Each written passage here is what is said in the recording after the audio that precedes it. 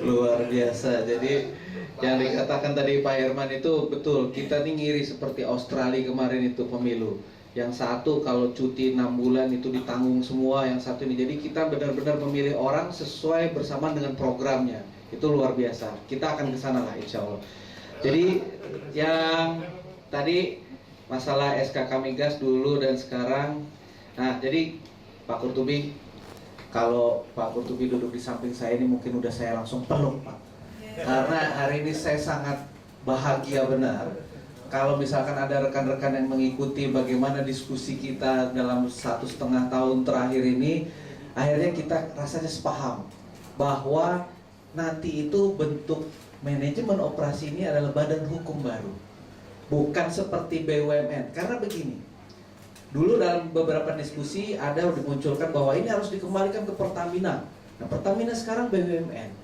Nah, kalau BUMN ini sekarang sedang di judicial review oleh serikat pekerjanya sendiri, bahwa BUMN itu adalah harta negara yang dipisahkan, baik piutangnya ataupun hutangnya.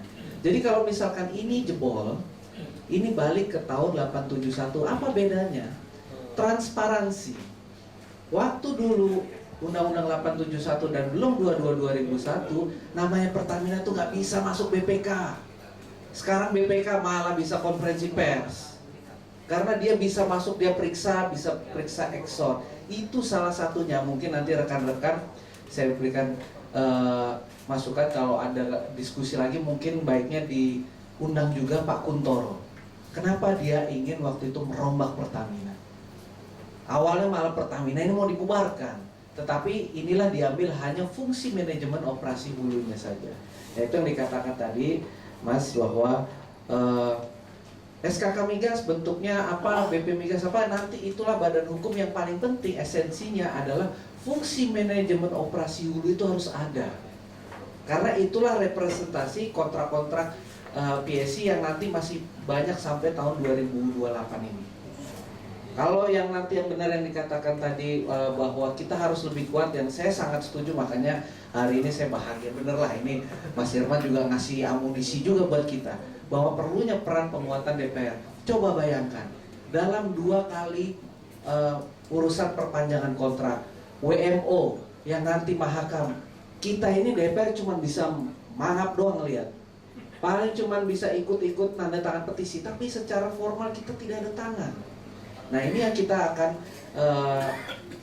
wacanakan nanti. Mungkin nanti Pak Herman sama Pak Kurtubi nanti bisa telaah itu, bahwa untuk perpanjangan kontrak di mana Pertamina diberikan penawaran pertama, itu harus ada yang memastikan itu tangan DPR RI juga. Karena jangan sampai betul yang dikatakan tadi Pak Herman tadi, kalau misalkan presiden ini 5 tahunan, tapi bisnis migas ini adalah punya rakyat. Jangan sampai eksekutif ini mengkooptasi. Itu sangat betul. Kenapa Undang-Undang 22/2001 itu kepala BP Migas itu dipilih oleh DPR? Karena inilah mekanisme check and balances yang kita mau. Karena kita melihat waktu dulu, terlepas itu adalah lokomotif pembangunan atau tidak, tapi eksekutif itu sangat kuat di memegang hak minyak dan gas kita. Nah, ini yang nantinya kita akan formulasikan bentuk apa. Jadi pertama tadi saya bahagia bahwa kita sama-sama setuju akan ada badan hukum baru, bukan Pertamina seperti sekarang, atau badan hukum nanti apa namanya, atau itu direformat. Karena Pertamina itu sudah kena, betul yang dikatakan tadi adalah akte notaris saja, betul. Dan dia harus orientasi profit saja. Tidak bisa ketahanan energi, membangun kilang itu mudah kita tugaskan Pertamina. Kenapa? Kilang itu belum tentu untung. Jadi rasa-rasanya hari ini terima kasih rekan-rekan wartawan, kita sudah diberikan ruang bahwa ini sudah mengerucut, bahwa badan hukum itu nanti apapun bentuknya itu akan ada yang berbeda dengan BUMN, berbeda dengan BP Migas, dan yang pasti berbeda dengan SKK Migas. Tapi perusahaan negara yang bukan Pak Kurtubi. Harus badan. Ya, ini harus badan usaha dan badan hukum, karena amar keputusan MK itu harus badan usaha. Nah, kita merefer dulu, itu namanya sebelum Undang-Undang 22/2001 ada namanya BPPKA. Itu namanya Badan Pembinaan dan Pengusahaan Kontraktor. migas asing. Nah, apakah bentuknya seperti itu atau apa? Nanti itu yang kita akan wacanakan.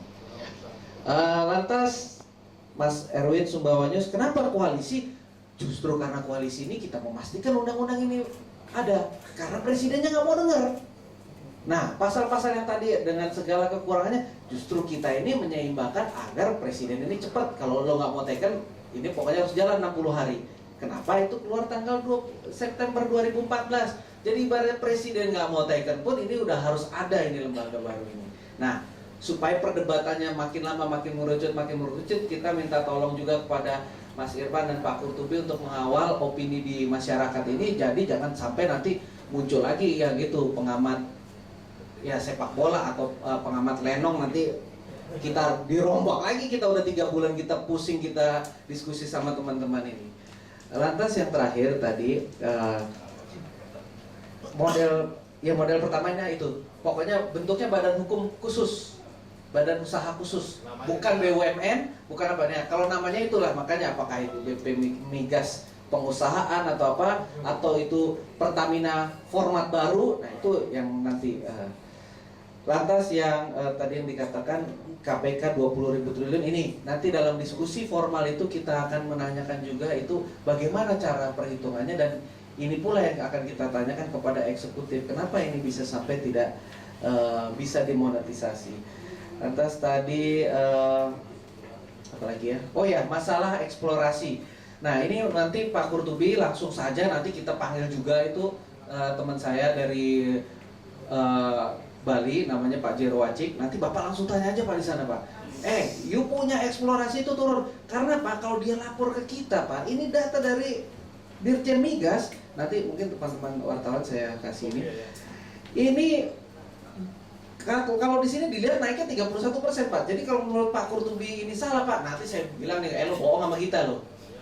Lo bilang kemana-mana semua naik, ini buktinya nggak ada sama sekali penemuan atau apa. Nah, itu tolong disampaikan pada kita, Pak, karena disinilah fungsi kami itu adalah salah satunya check and balances antara pemerintah dengan legislatif. Yang legislatif ini insya Allah dibantu oleh Pak Kurtubi nanti di 2014. Tapi sebelum itu, Pak, supaya kita makin enak, Pak, pastikan dulu presiden dari kita, Pak.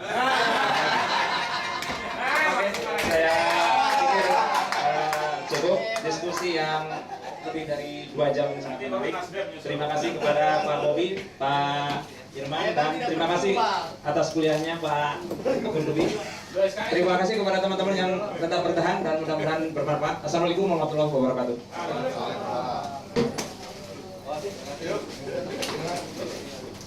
Pak RP.